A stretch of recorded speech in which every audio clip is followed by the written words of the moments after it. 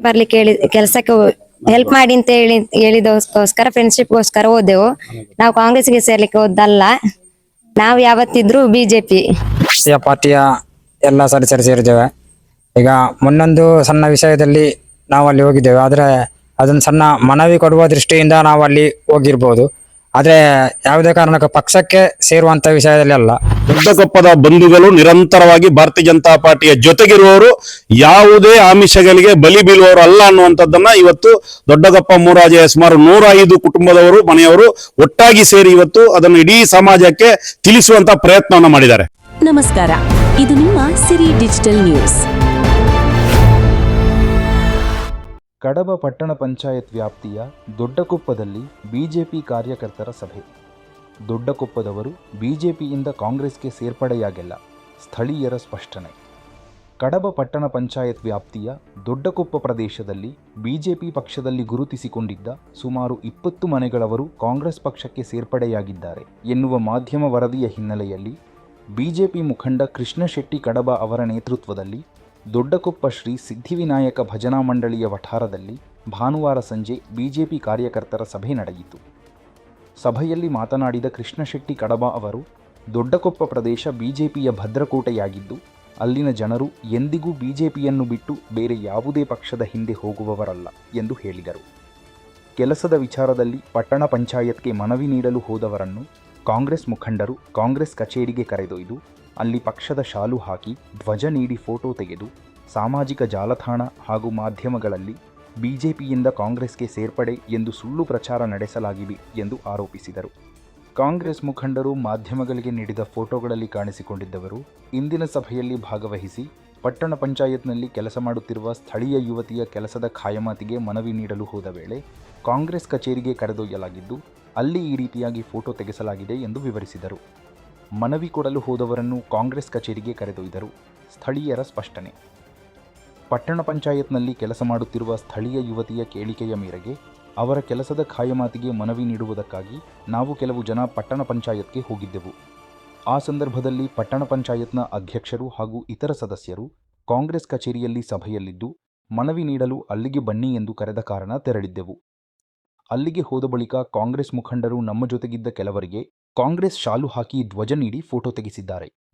ನಾವು ಬಿಜೆಪಿ ಬಿಟ್ಟು ಬೇರೆ ಯಾವುದೇ ಪಕ್ಷಕ್ಕೆ ಸೇರುವ ಪ್ರಶ್ನೆಯೇ ಇಲ್ಲ ಎಂದು ಮಾಧ್ಯಮಗಳಲ್ಲಿ ಪ್ರಕಟವಾದ ಫೋಟೋಗಳಲ್ಲಿ ಕಾಣಿಸಿಕೊಂಡಿದ್ದ ಸ್ಥಳೀಯರು ಸಭೆಯಲ್ಲಿ ಸ್ಪಷ್ಟಪಡಿಸಿದರು.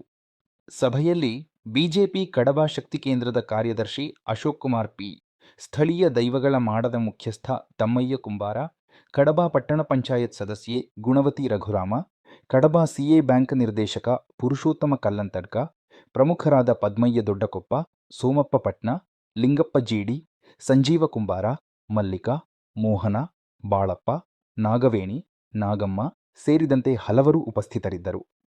ಬಿಜೆಪಿ ದೊಡ್ಡಕೊಪ್ಪ ಬೂತ್ ಸಮಿತಿ ಅಧ್ಯಕ್ಷ ಗಣೇಶ್ ದೊಡ್ಡಕೊಪ್ಪ ಸ್ವಾಗತಿಸಿದರು. ಗ್ರಾಮ ಪಂಚಾಯತ್ ಮಾಜಿ ಸದಸ್ಯ ಮಾಧವ ದೊಡ್ಡಕೊಪ್ಪ ಪ್ರಸ್ತಾವನೆಗೈದರು.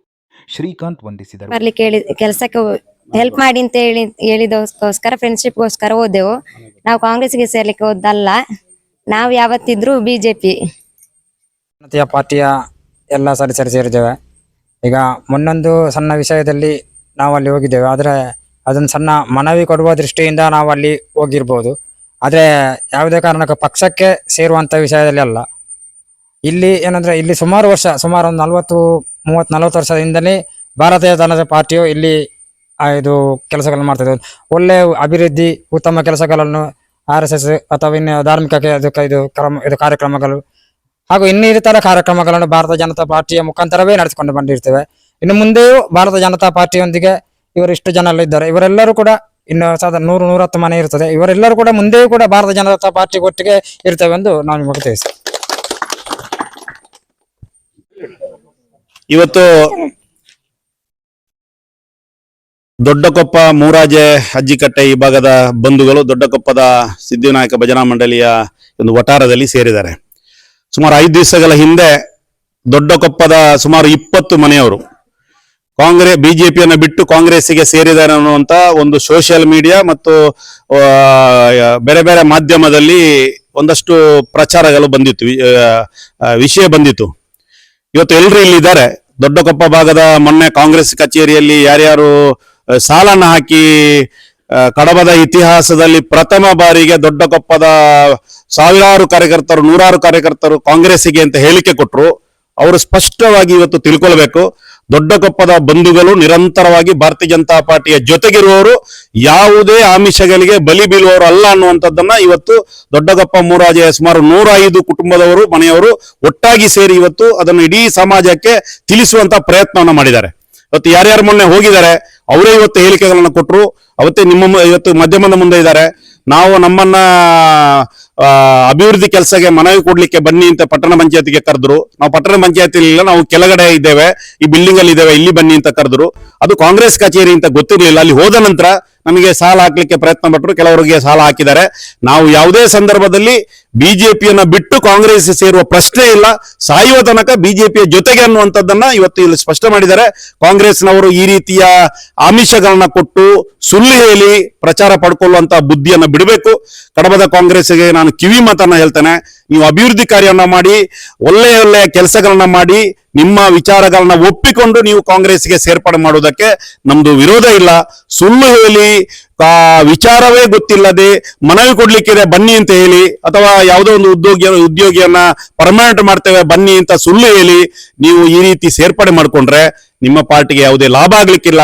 ಈ ರೀತಿಯ ಜುಜುಬಿ ರಾಜಕೀಯವನ್ನ ಬಿಟ್ಟು ನೇರ ರಾಜಕೀಯವನ್ನ ಮಾಡಿ, ನಾವು ಈ ರೀತಿಯ ರಾಜಕೀಯ ಮಾಡುವವರಲ್ಲ, ನಮ್ಮ ವಿಚಾರನ ಒಪ್ಪಿಕೊಂಡು ಬರುವವರನ್ನು ಮಾತ್ರ ಭಾರತೀಯ ಜನತಾ ಪಾರ್ಟಿಗೆ ಸೇರಿಸಿಕೊಳ್ಳುವಂಥದ್ದು. ಆ ಒಪ್ಪಿಕೊಂಡು ಬಂದವರನ್ನ ಬಿಟ್ಟು ಕೊಡುವ ಪ್ರಶ್ನೆ ಇಲ್ಲ. ಅವರನ್ನು ಯಾವುದೇ ಸಂದರ್ಭದಲ್ಲಿ ನಮ್ಮ ಜೊತೆ ಉಳಿಸ್ಕೊಳ್ತೇವೆ, ಅವ್ರಿಗೆ ಯಾವುದೇ ಸಮಸ್ಯೆ ಆದ್ರೆ ಅವರ ಜೊತೆಗೆ ನಿಲ್ತೇವೆ. ಆ ರೀತಿಯ ಮನೋಸ್ಥಿತಿಯಲ್ಲಿರತಕ್ಕಂಥ ಕಾರ್ಯಕರ್ತರು ಒಟ್ಟಾಗಿ ಇವತ್ತು 100ಕ್ಕಿಂತಲೂ ಮಿಕ್ಕಿ ಕಾರ್ಯಕರ್ತರು ಇಲ್ಲಿ ಸೇರಿದ್ದಾರೆ. ಹೊರಗಡೆಯಿಂದ ಜೀಪಲ್ಲಿ ಜನ ತರಿಸಿರುವಂತದ್ದಲ್ಲ, ಮನೆ ಮನೆಯಿಂದ ಕಾರ್ಯಕರ್ತರು ವಿಚಾರವರು ತಿಳಿಸಿಕೊಂಡು ನಾವು ನಿಮ್ ಜೊತೆಗೆ ಇದ್ದೇವೆ ಅನ್ನುವಂತ ಸಂದೇಶವನ್ನ ಸಾರುವುದಕ್ಕೋಸ್ಕರ ದೊಡ್ಡ ಗುಂಪು ಸೇರಿದ್ದಾರೆ. ಕಾಂಗ್ರೆಸ್ ಇನ್ನು ಮುಂದೆ ಆದ್ರೂ ದೊಡ್ಡಕೊಪ್ಪ ಇರಬಹುದು, ಈ ರೀತಿಯ ಬಿಜೆಪಿಯ ಭದ್ರ ಕೋಟೆಗಳಿಗೆ ನುಗ್ಗಿ ನಾವೇನಾದ್ರೂ ಪ್ರಚಾರ ಪಡ್ಕೊಳ್ಳುವ ಅನ್ನುವಂತ ಭಾವನೆಯನ್ನ ಬಿಟ್ಟು, ನಿಮ್ಮ ಓಟೆ ನೀವು ಯಾರಿಗೆ ಇವತ್ತು ಯಾವುದಕ್ಕೋಸ್ಕರ ಆಡಳಿತ ಮಾಡ್ತಾ ಇದ್ದೀರಿ, ಅಲ್ಪಸಂಖ್ಯಾತರ ಓಲೈಕೆ ನಮ್ಮ ಪರಮ ಧ್ಯೇಯ ಅನ್ನುವಂಥದ್ದನ್ನ ತಾವೇನು ಮಾಡ್ತಾ ಇದ್ದೀರಿ ಅದನ್ನೇ ಮಾಡಿ, ಅದರಲ್ಲೇ ನೀವು ನಿಮ್ಮ ರಾಜಕೀಯವನ್ನ ಕೊನೆಗೊಳಿಸಿ ಅನ್ನುವಂತ ವಿಚಾರವನ್ನ ಇವತ್ತು ಗಟ್ಟಿಯಾಗಿ ಇಡೀ ಸಮಾಜಕ್ಕೆ ತಿಳಿಸ್ತಕ್ಕಂತ ಪ್ರಯತ್ನವನ್ನ ಮಾಧ್ಯಮದ ಮೂಲಕ ಮಾಡ್ತಾ ಇದ್ದಾನೆ. ಜೈ ಹಿಂದ್. भारतीय जनता पार्टी की जय।